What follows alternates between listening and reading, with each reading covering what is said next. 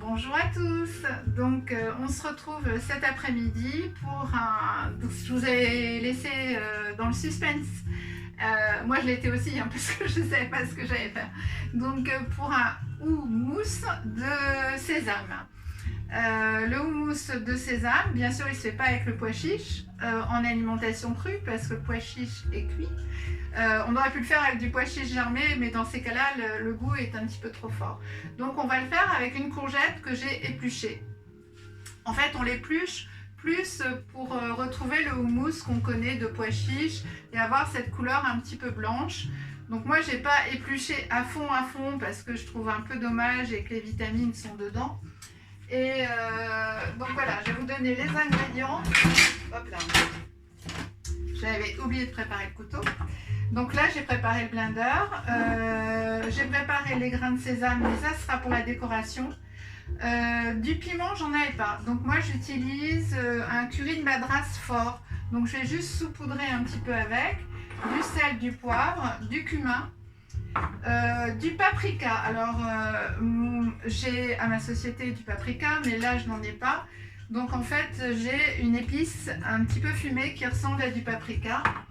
Le thym, donc là, je vais faire un vidage de peau. Donc, j'en ai un de sésame demi-complet, je crois, et un sésame blanc. Et les graines de tournesol qu'il faut faire tremper quelques heures avant de mixer. Donc on va commencer par les ingrédients qui ont besoin d'être mixés. Donc ça, le houmous, c'est une entrée ou c'est... voilà, ça je le garde toujours pour les jus. Oui, le houmous, c'est pareil, c'est un petit truc d'apéritif. De toute façon, il faut qu'on prépare des trucs pour l'apéritif parce que... Voilà, au déconfinement, on va quand même,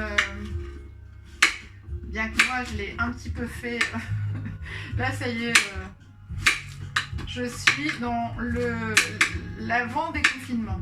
Donc ouais, on va pouvoir faire des apéros avec les copains, chose qui a été vraiment, qui nous a beaucoup manqué. Voilà, moi je dis que j'ai commencé parce que j'ai un petit peu... commencer à inviter. Donc voilà, on va tout mettre dans le blender. Enfin, tout mettre, non, on va mettre les principaux ingrédients, c'est-à-dire la courgette, les graines de tournesol. Donc je donnerai les quantités dans la recette. L'ail.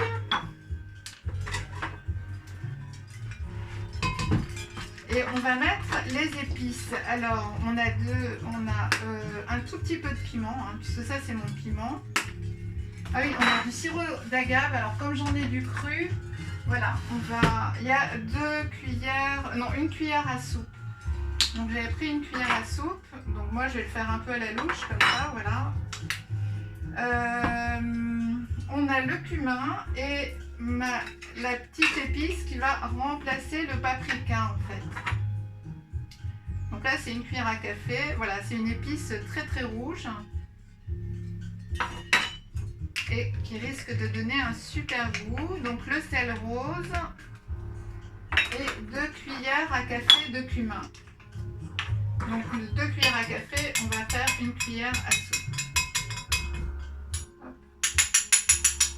Voilà. Le sel. Vous avez compris que je ne suis pas très à cheval sur les proportions. Voilà. En plus, au niveau des goûts, parfois les recettes, c'est un peu stéréotypé, comme les régimes. Et je pense que, voilà, il faut vraiment adapter par rapport à son goût. Voilà, donc j'ai mis tous les ingrédients, la courgette, les épices. Je vais mixer.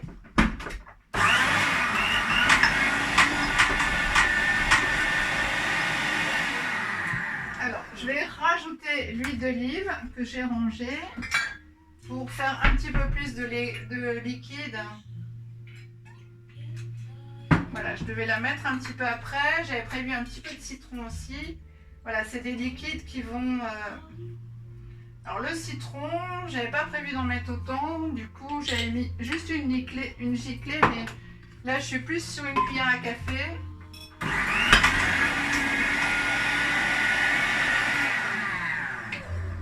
Alors, hop. On doit être sur une purée, donc le but c'est quand même pas de mettre de l'eau, donc on va appuyer un petit peu.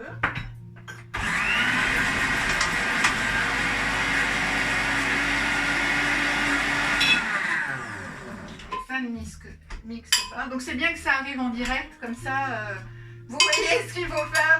En fait j'ai coupé ma courgette un petit peu trop grosse, les petits morceaux auraient été pris.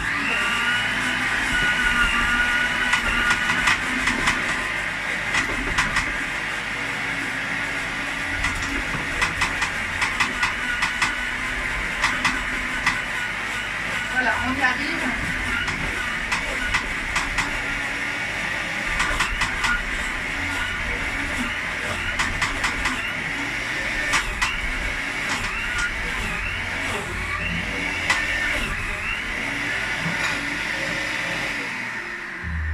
Donc voilà, on y est enfin arrivé.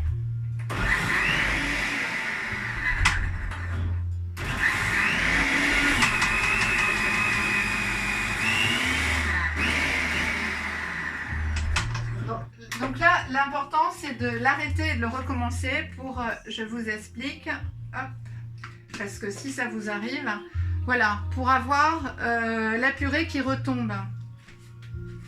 Hop. Donc là, on recommence à le faire un petit peu. Alors, voilà, juste pour finaliser la recette, on met ce qui va être un petit peu l'ingrédient principal après, c'est-à-dire la pâte de thym. Donc la pâte de thym, hop, voilà, c'est déjà de la crème. Donc pendant ce temps-là, je vais vous expliquer pour les recettes que je vais faire cette semaine. Donc demain, il n'y aura pas de recette parce que j'ai un agriculteur bio de Valoris qui m'a proposé super gentiment de me distiller un peu de fleur d'oranger. Bon, on a 6 cuillères à soupe, hein, j'ai mesuré le poids et c'est ce que j'avais mis dans ce bocal. Et donc je vais ramasser la fleur d'oranger et après aller chez lui pour la distiller. Donc voilà, je n'aurai vraiment pas le temps de faire 2 recettes. Donc on se retrouvera mercredi. Alors mercredi pour un crumble aux fraises. Jeudi pour des brochettes de légumes, on est toujours en cru. Pour des brochettes de légumes avec une sauce japonaise. Et vendredi pour une pâte à tartiner chocolat noisette. Super intéressante parce qu'en cru, donc avec que des matières vivantes et adoptées pour jeter toutes les pâtes à tartiner du commerce qui sont hyper mauvaises pour la santé de nos enfants. Et samedi, on fera un gazpacho. Alors un gazpacho, bien sûr, il y a 50 000 recettes. Mais celle-là, les gens qui venaient dans mon restaurant l'ont déjà testée. Elle est un petit peu particulière. Je mets un ingrédient basique, mais qui normalement on ne trouve pas du tout dans le gazpacho. Donc ça sera la surprise. Voilà, donc j'ai mis le thym. Voilà, je vous montre. Et là, je vais mixer. Et après, l'houmous est terminé. Je vais vous montrer comment on va le faire.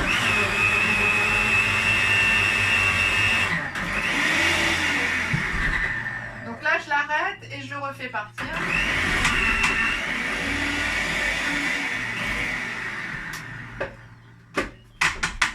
Hop.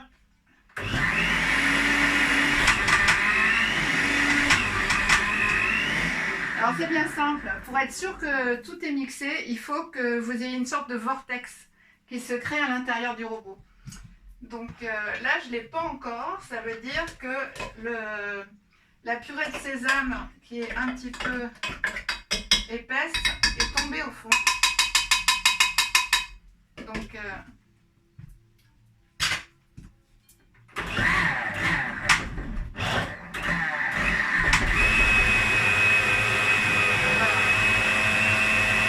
là, je l'ai. Alors, je vais rajouter un peu d'huile.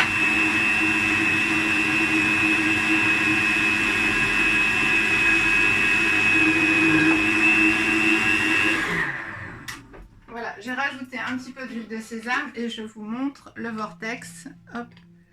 Voilà, donc dès qu'il y a ce trou au milieu, ça veut dire que tout est bien mixé. Et donc, la petite... Donc, pour présenter votre houmous de courgettes, Voilà, on fait ça. On saupoudre de grains de sésame.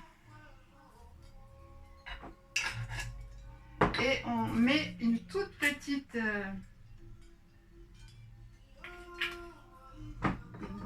une cuillère d'huile de sésame. Voilà. Et vous avez votre houmous de sésame, juste avec une courgette, pas de pois chiches, et le goût est extraordinaire. On jurerait un houmous normal. Voilà, donc j'espère que cette recette-là vous aura plu. Et on se retrouve mercredi pour le crumble de fraises. Merci, à mercredi.